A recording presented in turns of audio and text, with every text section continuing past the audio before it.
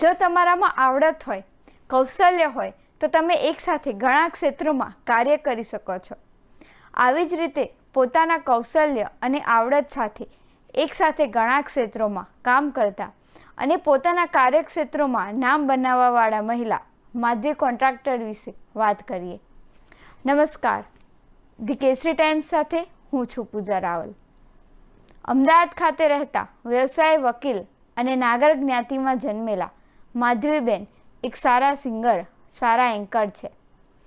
તેઓ all India રેડિયોમાં panel artist તરીકે પણ સેવા આપે છે અને સાથે સાથે દૂરદર્શનમાં એન્કરિંગ પણ કરે છે.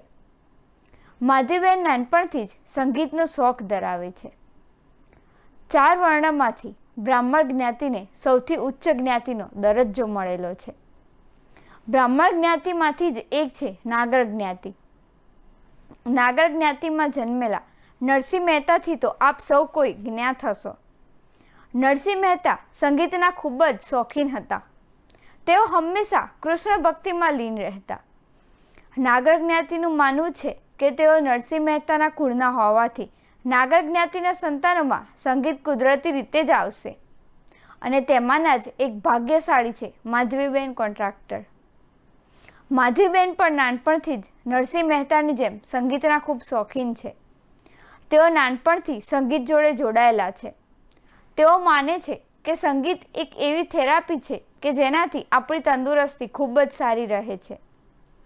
માધવીબેનની ઈચ્છા છે કે તેમની આ કલા લોકો સુધી પહોંચે અને વધુમાં વધુ લોકો આનો લાભ મેળવે.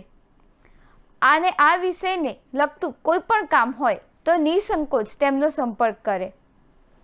માધવીબેને થોડા સમય પહેલાં જ એક ગ્રુપ એક્ટિવ કર્યું છે અને તે ગ્રુપ દ્વારા તેમની સાથે સાથે બીજા કલાકારો પણ અલગ અલગ જગ્યાએ સ્ટેજ પરફોર્મન્સ કરી રહ્યા છે.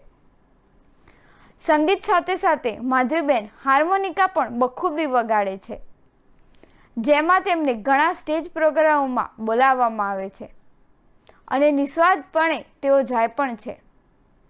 ગૌરવની વાત છે કે અમદાવાદ સાથે સાથે ગુજરાતમાં કદાચ હાર્મોનિકા વગાડતા આ પ્રથમ મહિલા આર્ટિસ્ટ છે અને જેમને નરસિંહ મહેતાનું પ્રતિબિંબ કહી શકાય. જો તમે પણ સંગીતના શોખીન હોવ અને માધવીબેનને મળવા ઈચ્છતા હોવ તો તેમનો સંપર્ક નંબર તમને અમારા ડિસ્ક્રિપ્શન બોક્સમાંથી મળી રહેશે. અને હા, જો તમને અમારો આ સ્પેશિયલ એપિસોડ પસંદ આવ્યો હોય તો અમારી ચેનલને લાઈક, સબસ્ક્રાઈબ અને શેર કરવાનું ભૂલતા નહીં.